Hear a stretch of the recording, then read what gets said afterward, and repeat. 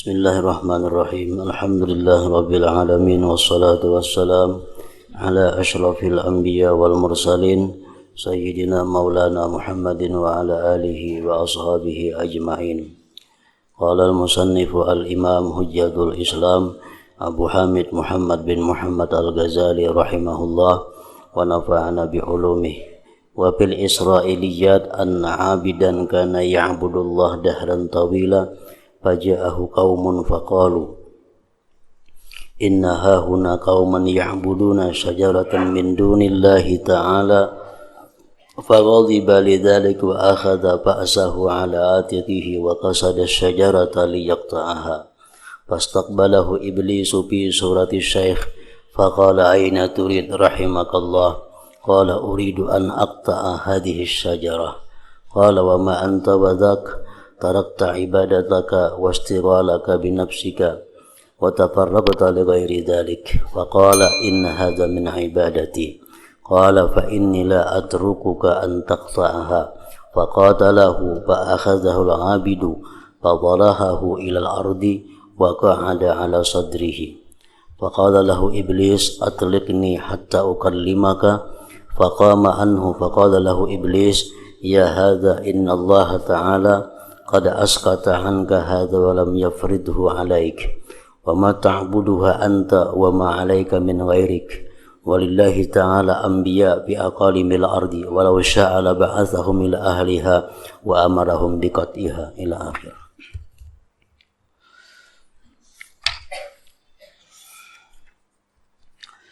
Makna daripada kalamul Imam Al-Ghazali rahimahullah wa nafa'ana bi ulumih dalam cerita-cerita Bani Israel, artinya nabi-nabi sebelum kita, bahwa seorang abid, orang yang ahli ibadah kepada Allah, beribadah kepada Allah dalam masa yang lama. Lalu suatu kaum mendatanginya. Lantas mereka berkata, sesungguhnya di sini terdapat suatu kaum yang menyembah pohon, tidak menyembah Allah. Abid adalah orang yang hidupnya hanya ibadah. Kada tahu kiri kanan muka belakang, inya bakhalwat dalam rumah, khusus beribadat kepada Allah. Didatangi oleh orang memberikan laporan bahwa di kampung ini ada orang yang menyembah pohon, menyembah selain Allah Subhanahu wa ta'ala. Maka ia marah, si abid tadi marah mendengar laporan bahwa ada di kampung itu orang yang menyembah selain Allah.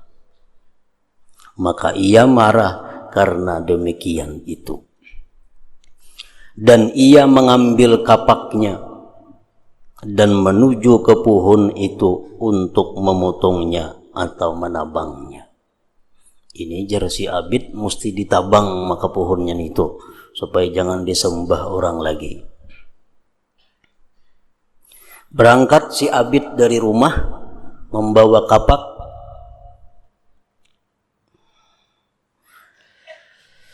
Lalu iblis dalam bentuk seorang syekh menjemputnya, menemuinya di tengah perjalanan itu. Iblis dengan bentuk manusia tua menemuinya di tengah perjalanan tadi. Lalu bertanya si iblis, kemana kamu hendak pergi? Wahai abid, kemana kamu bawa kapak nih tuh? Mudah-mudahan Allah merahmatimu, ujar iblis. Abid itu menjawab, saya hendak memotong pohon ini. Aku hendak menabang pohon tuh. Iblis bertanya, apa yang terjadi antara kamu dan pohon itu? Apa garang hubungannya ikam melawan pohon itu wahai abid? Ikam orang beribadat kepada Allah. Napa hubungannya hendak menabang pohon itu? Ujar si iblis, kamu telah meninggalkan ibadahmu, kesibukanmu dengan dirimu, dan kamu mengusungkan diri untuk selain demikian. Ikam tinggalkan rumah, ikam tinggalkan khalwat hanya untuk menabang pohon itulah. Maka abid menjawab, sesungguhnya ini sebagian dari ibadahku. Ujar si abid, menabang pohon yang disembah itu pun aku ibadah juga ngarannya. Iblis berkata, saya tidak membiarkanmu memotongnya. Aku kada akan membiarkan ikam menabang pohon itu. Lalu iblis berkelahi dengan abid tadi. Lantas abid tersebut menangkapnya dan melemparkannya ke tanah, dan ia duduk di atas dada iblis. Kalah artinya iblis. Maka iblis berkata kepadanya, lepaskanlah aku sehingga aku berbicara kepadamu. Jadi iblis, lepas aku dulu, nah kita bepandir. Lalu abid berdiri daripadanya, maka iblis berkata, ujar iblis, sesungguhnya Allah Ta'ala telah menggugurkan, memotong pohon ini daripadamu dan tidak mewajibkannya atasmu. Ujar iblis, Tuhan Allah kada mewajibkan ikam menabang pohon itu, dan kamu tidak menyembahnya, dan ikam kada menyembah juga lawan pohon itu, dan tidak mudarat atasmu dari selain dirimu.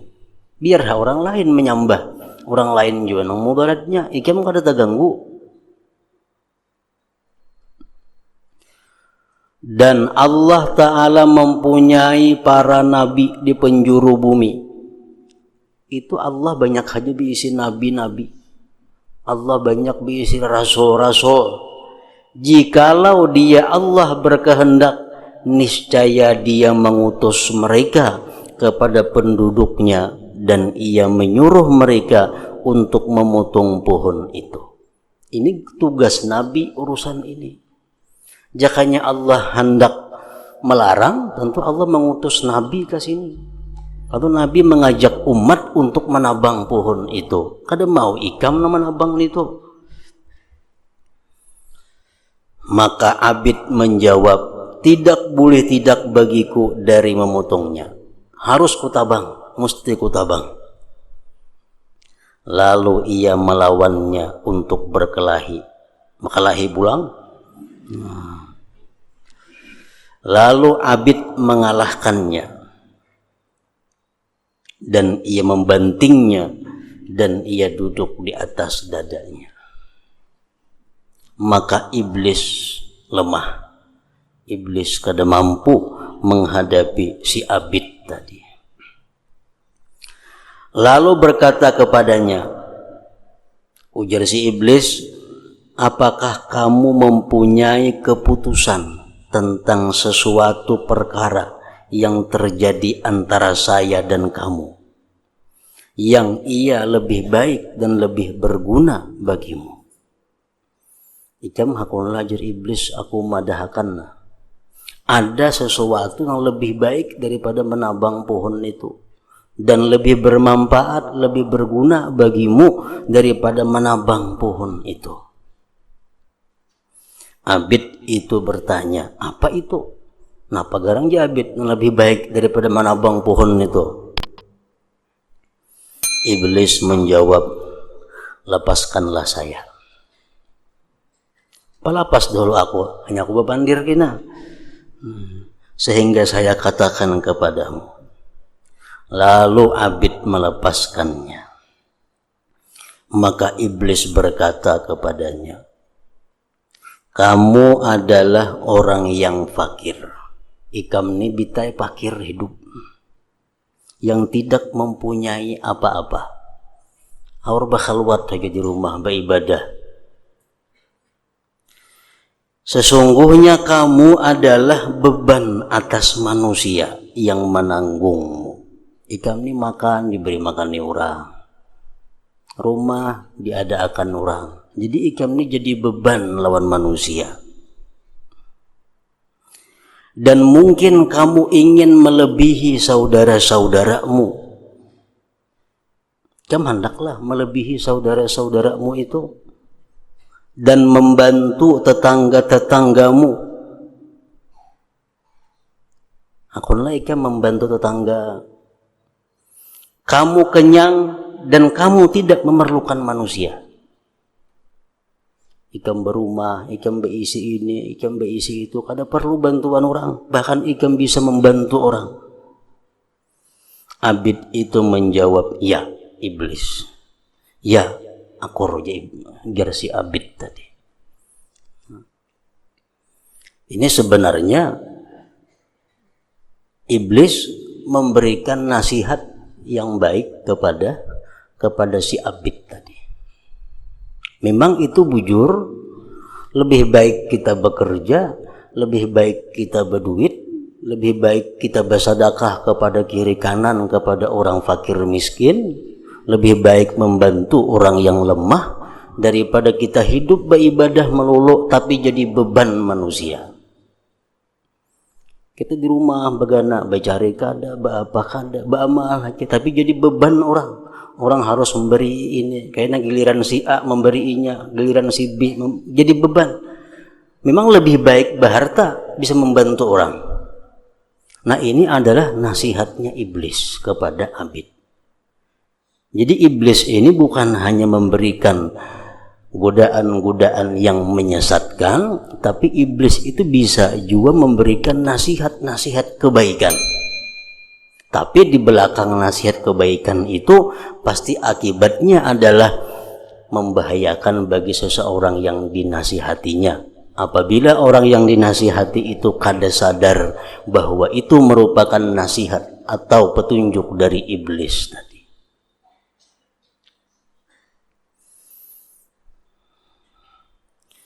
Oleh karena itu para ulama-ulama sufi seperti Imamul Ghazali mengatakan bahwa mestinya seseorang itu bisa mengenali, bisa membedakan apa-apa geritik-geritik hati. Apakah itu geritik hati daripada Allah atau geritik hati itu dari malaikat, atau geritik hati itu dari iblis atau syaitan, atau geritik hati itu dari hawa nafsu. Karena setiap geritik hati daripada iblis walaupun itu baik, tapi ujung-ujungnya pasti membawa kepada kecelakaan. Nah seperti yang dialami oleh seorang Abid ini. Nasihat iblis bagus.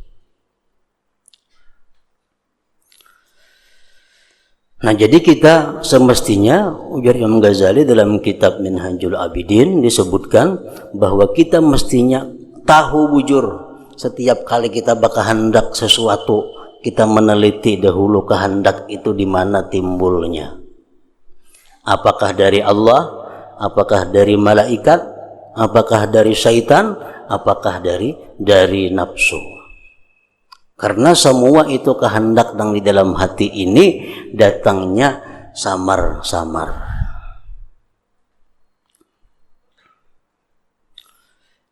Kehendak daripada Allah. Kita membedakan sedikit contohnya. Apa tandanya, alamatnya bahwa geritik hati kita itu murni dari Allah? Nah, itu biasanya datangnya pertama-tama dan sangat kuat untuk kebaikan. Kada ada berpikir napa-napa, kada ada merancang apa-apa, timbul di dalam hati bergeritik hendak bersedekah. Dan sangat kuat dorongan hati untuk bersedekah ini. sangat kuat dorongan hati untuk bersedekah. Nah, itu biasanya datangnya dari Allah. Kadang memandang itu, kadang memandang ini, kenapa timbul sorangan tak di dalam hati hendak bersedekah dan selalu kuat dorongan itu. Nah, itu biasanya minallah, dari Allah. Nah, itu patut atau baik untuk dilaksanakan.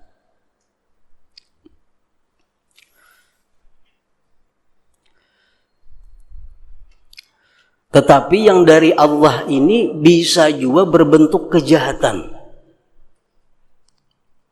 Geritik hati kita ini kenapa timbul hendak berbuat maksiat?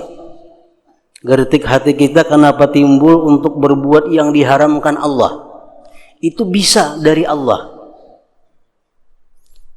Kenapa bisa daripada Allah? Itu sebagai akibat daripada hukuman Allah kepada kita yang kita telah melakukan dosa sebelumnya dan kita belum tobat dari dosa itu. Kita melakukan dosa, kada tobat. Lalu bergeritik pulang hati hendak melakukan dosa. Nah, itu bisa dari Allah. Kita dihukum Allah akibat belum tobat dari dosa yang pertama. Nah, ini biasanya tandanya itu bila kita bawa bertobat, kita bawa istighfar, geritik hati untuk maksiat tadi dengan sendirinya hilang. Nah, jadi yang dari Allah ini kadang mesti kebaikan, tapi bisa dari Allah ini bentuknya maksiat sebagai hukuman kepada kita yang melakukan dosa sebelumnya dan kada tobat dari dosa itu. Mengetahuinya adalah bahwa bertobat. Bila timbul ada geritik hati yang berbuat maksiat, bawa tobat. Bila ampih, berarti itu dari Allah sebagai hukuman dari dosa-dosa dahulu yang kita belum tobat. Nah, kemudian ada geritik hati yang kedua dari malaikat. Nah, dari malaikat ini hanya satu, berupa kebaikan. Geritik hati dari malaikat, datangnya dari malaikat itu selalu bentuknya kebaikan, tapi kada begitu kuat. Kadang-kadang hilang, kadang-kadang datang pulang, kadang-kadang hilang, tapi ada timbul hendak berbuat kebaikan. Nah, itu biasanya dari malaikat. Nah, yang ketiga, geritik hati dari iblis. Geritik hati dari iblis atau syaitan. Nah, geritik hati dari syaitan ini tandanya adalah mendorong kita untuk melakukan maksiat.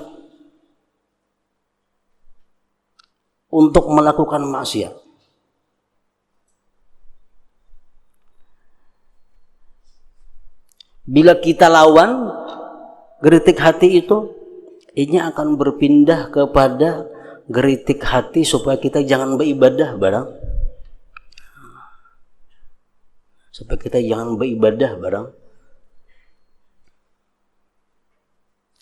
Bila kita lawan juga, tetap ada geritik hatinya, biar haba ibadah, tapi asal jangan sah ibadahnya.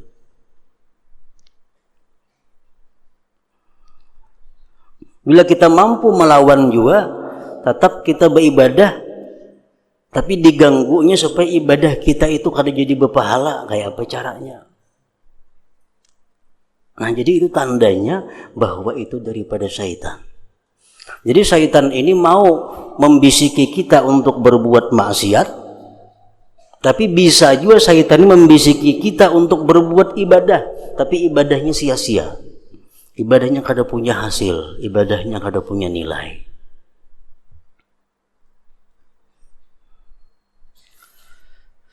Nah, kemudian yang keempat, geritik hati bisa datangnya dari hawa nafsu. Hawa nafsu ini bisa arahnya kepada maksiat dan kada berpindah-pindah. Maksiat semacam wara yang ditujunya itu. Misal geritik hati kita hendak minum arak umpamanya. Nah, terarah kepada minum arak itu kadang mau berpindah-pindah. Terus saja kamu minum arak situ arahnya. Itu tandanya daripada nafsu. Dan geritik nafsu ini mau juga untuk kita beribadah, tapi ibadah-ibadah yang sesuai dengan nafsu. Ibadah-ibadah yang sesuai dengan keinginan hawa nafsu. Seperti bersedekah di tengah orang banyak, supaya dianggap orang ikam tu susia, itu sesuai dengan hawa nafsu.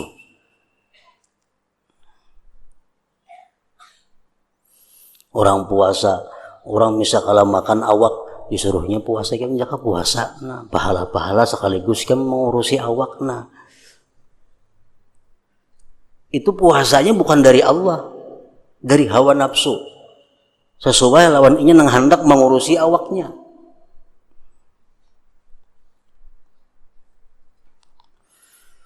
Nah jadi kita mestinya bisa membedakan geritik-geritik hati itu supaya kita bisa berbuat dengan yang benar. Tapi geritik hati itu kita kadang akan bisa membedakan, kadang akan mampu apabila ada salah satu 4 hal dalam hati kita. Kita kadang akan membedakan mana geritik dari Allah kah ini, dari syaitan kah, dari mana kah, kadang kawa membedakannya. Apabila hati kita ada salah satu di antara 4 perkara ini. Pertama, qillatul ilm. Kita sedikit punya ilmu. Kita sedikit punya ilmu pengetahuan tentang diri ini. Kita kadang mendalami tentang pengetahuan mengenai diri. Nah, kadang-kadang itu membedakan. Atau kita sudah terbiasa hidup mengikuti hawa nafsu walaupun yang dilarang Allah. Nah, kadang-kadang juga kita membedakan mana geritik baik, geritik kada baik. Yang ketiga, atau dalam hati kita sudah berdahulu bertunggu mencintai dunia ini. Kada bisa juga kita, kada mampu juga membedakan geritik baik, geritik jahat. Yang keempat, atau di dalam hati kita ini ada keinginan untuk dipuji manusia, untuk punya kedudukan dalam hati manusia. Nah, salah satu 4 itu bila ada dalam hati kita, kita akan kesulitan membedakan mana geritik hati yang mesti dilanjutkan, mana geritik hati yang mesti dilawan, mesti dialihkan. Nah, abid ini orang yang kurang punya ilmu. Ngarannya gin abid. Abid itu hidupnya hanya untuk ibadah. Hanya untuk ibadah melulu. Nah, begitu si abid tadi dinasihati oleh iblis, dia langsung menerima. Nah, iblis berkata kepada si abid tadi, ujar iblis, kembalilah kamu dari urusan ini. Kamu kada usaha menabang pohon itu. Ada usaha. Dan untukmu atasku, bahwa aku memberi di dekat kepalamu setiap malam 2 dinar. Kamu kada usah mengurusi pohon itu. Kamu boleh saja ke rumah. Kayaknya kamu bangun guring subuh, buka bantal, ada duit 2 dinar kau andaki. Kawai ikam sagan memakan, kawai ikam sagan membantu orang. 2 dinar itu banyak duitnya. 1 dinar itu kurang lebih 3 gram umpamanya emas. 3 gram berapa? 900.000 lah. Nah, kali 2, 1.800.000 sehari begaji. Aduh, saya kan mikir akan menabang pohon itu, bila bangun guring, ikam buka hakina bantal, ada kau lagi duit 2 dinar di situ. Kau ikam bersedekah macam-macam.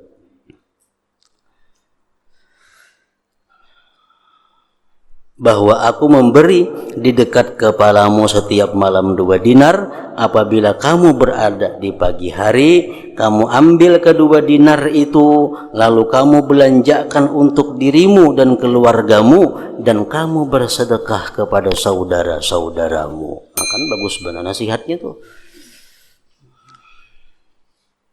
maka demikian itu lebih bermanfaat bagimu dan bagi kaum muslimin daripada ikam menabang pohon ini yang akan ditanami di tempatnya.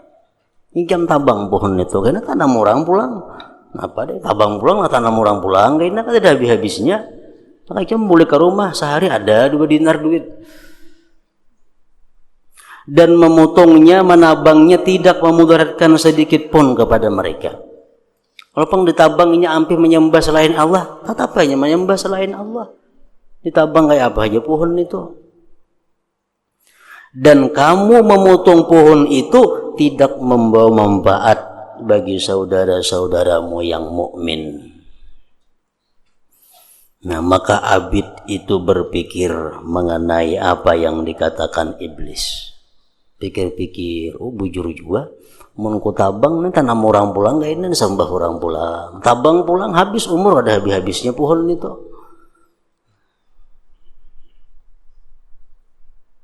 Dan ia berkata, si Abid tadi, Syekh itu benar.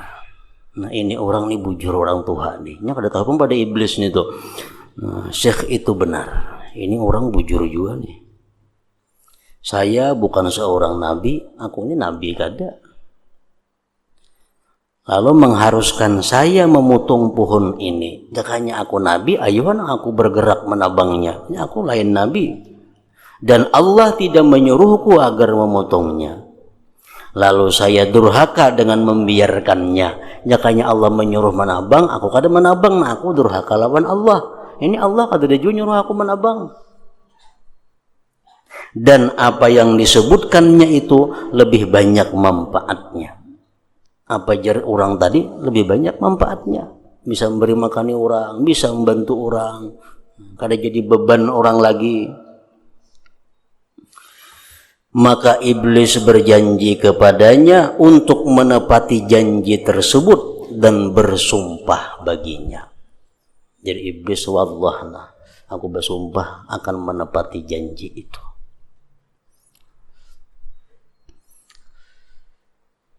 Perkara bersumpah menasihati ini sudah terbukti iblis manjur menasihati Nabi Adam dahulu. Nah, Nabi Adam di dalam surga dengan istrinya Hawa waktu hendak memakan buah khuldi, ujar iblis, makan aja buah itu. Makan aja buah itu kada apa-apa. Itu Allah melarang ikam Adam Hawa memakan buah khuldi itu kenapa? Allah melarang makan karena amun ikam makan buah itu ikam abadi dalam surga. Jadi Allah kada hendak ikam tu abadi di surga. Makanya dilarang ikam makan itu. Amun ikam makan buah khuldi itu wahai Adam, ikam pacang kekal di dalam surga. Allah kada hendak ikam tu kekal dalam surga. Makanya kada diberiakan ikam memakan buah itu. Makan aja menjadi iblis. Adam kada percaya. Iblis bersumpah, wallah inni laminan nasihin. Jadi iblis demi Allah, nah aku ni menasihati aja, ikam lagi sarah aja. Wallah inni laminan nasihin.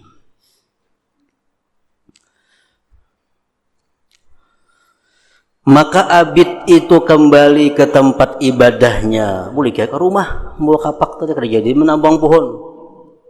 Lantas ia bermalam. Maka ketika pagi-pagi ia melihat 2 dinar di dekat kepalanya. Bisukan buka bantal ada 2 dinar duit. Lalu ia mengambilnya. Begitu juga keesokan harinya buka bantal ada 2 dinar duit. Kemudian pada pagi hari yang ketiga dan seterusnya, maka ia tidak melihat apa-apa lagi. Hingga 2 malamannya juga ada nih tuh. Malam yang ketiga selanjutnya kada ada lagi. Maka Abid itu marah dan mengambil kapaknya pulang. Di atas pundaknya berangkat pulang hendak menabang pohon tadi. Lalu iblis menyemputnya dalam bentuk seorang syekh. Lalu ia bertanya kepadanya, Jar si Syekh tadi kemana Abid? Mau kapak itu ikang? Abid itu menjawab, saya akan memutung pohon itu. Aku hendak menabang pohon itu. Iblis berkata, kamu berdusta, jar iblis. Kamu berdusta demi Allah. Kamu tidak mampu berbuat demikian dan tidak ada jalan bagimu kepadanya. Sekarang kamu tidak akan bisa menabang pohon itu. Perawi berkata, lalu Abid itu memegangnya untuk berbuat dengannya seperti yang telah dilakukannya pertama kali. Abid tidak mau bakalahi pulang. Ini 2 kali manang sudah bakalahi. Iblis berkata, jauh, ujar iblis. Lalu iblis menangkapnya dan membantingnya. Tiba-tiba Abid itu seperti burung pipit di antara kedua kakinya. Dan iblis duduk di atas dadanya berganti. Seraya berkata, ujar iblis, hendaklah kamu berhenti dari urusan ini. Ikang berusaha menabang pohon itu, atau saya akan menyembelihmu. Mengkada ikam nang kubunuh je iblis nah. Maka Abid itu memandang, tiba-tiba tidak ada kemampuan baginya untuk mengerjakan demikian. Kada ada daya upaya untuk melawan iblis, lemah. Abid berkata, wahai orang ini, kamu telah mengalahkan aku, maka lepaskanlah aku dan beritahukanlah kepadaku. Nah, pagaran kalah aku nih. 2 kali dulu menang aja terus, kenapa hari ini kalah? Bagaimana saya mengalahkanmu pertama-tama dan kamu mengalahkanku sekarang? Dulu kamu kalah, kenapa wah ini aku kalah?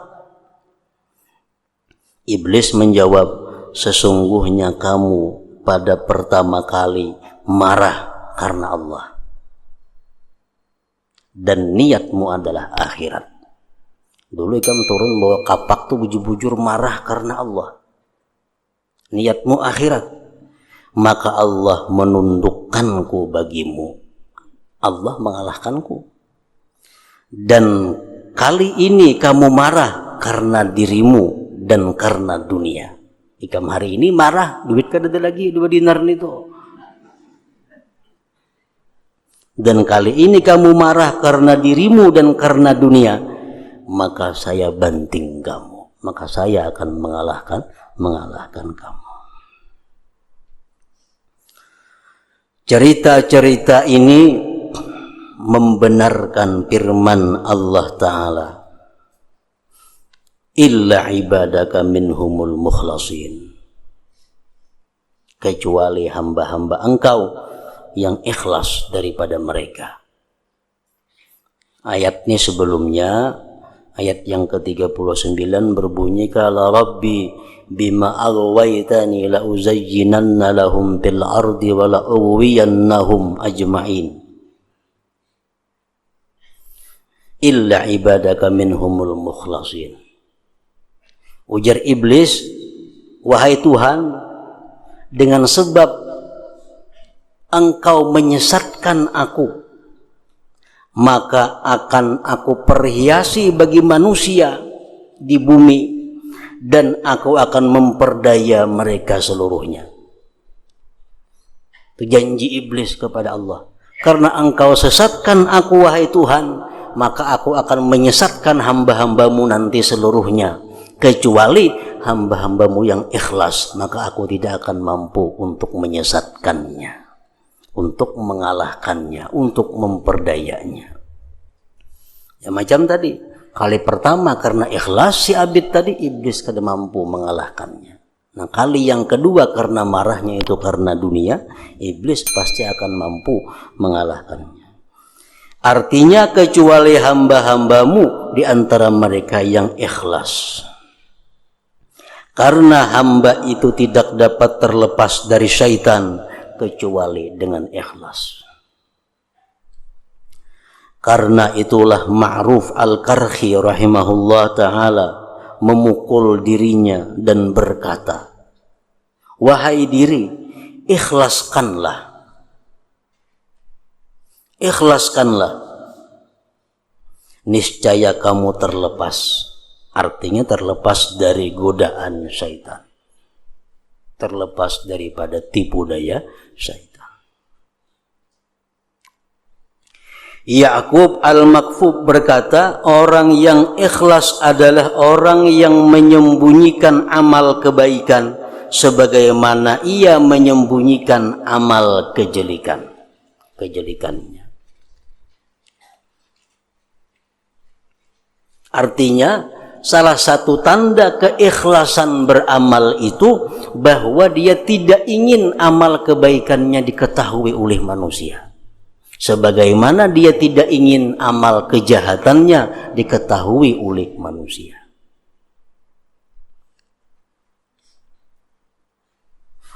Tetapi bukan berarti menampakkan amal itu salah, bukan berarti menzahirkan amal ibadah itu dosa, kada mesti juga. Cuma menyembunyikan amal ibadat itu lebih membantu kepada keikhlasan. Sedangkan menampakkan amal ibadah, mengisahkan amal ibadah, itu kalau kada kuat hati bisa membawa kepada riya dan kada karena Allah. Dalam beberapa hal kita bahkan disuruh untuk menampakkan amal ibadah. Tapi dalam beberapa hal selain pada itu lebih baik disembunyikan. Salah satunya kita dianggap baik menampakkan ibadah atau menceritakan ibadah dengan tujuan liyuqtada bih, supaya diikuti dengannya.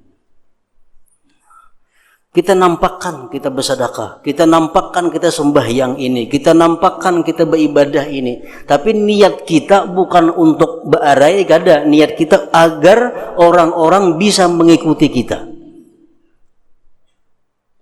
Nah, itu baik dinampakkan, karena semakin banyak orang menuruti, makin banyak pahala yang didapat. Nah, ini berlaku untuk orang-orang yang jadi panutan. Orang-orang yang kada jadi panutan, kada cocok berniat itu supaya diikuti orang. Nah, ada aja orang kada mengikuti, ini kada kawa diniatakan. Ini orang-orang yang jadi ikutan, ayo aja berniat itu. Ini menampakkan ibadah, tapi tujuannya agar diikut, agar dicontoh orang. Nah, yang kedua, kita dianggap baik menampakkan ibadah, menampakkan amal, atau menceritakan amal ibadah litansitil ghair, untuk memberikan semangat kepada orang lain. Ikam baik baca ini nah, ikam baik baca ini 1000 sehari. Aku sudah membuktikan, aku sudah mengamalkan 1000 sehari. Baik ini, nah untuk memberi semangat kepada inya. Dikisahkan, aku pun mengamalkan juga itu. Nah, kada apa-apa itu, asal tujuannya untuk memberikan semangat kepada orang lain. Kisahkannya amal kebaikan untuk memberikan semangat.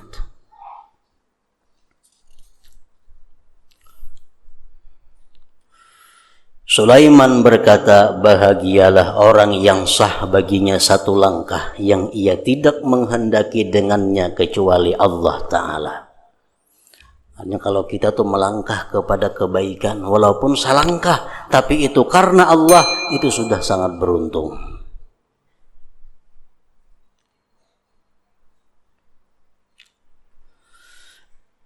Umar ibn al-Khattab radhiyallahu anhu menulis surat kepada Abu Musa al-Ash'ari.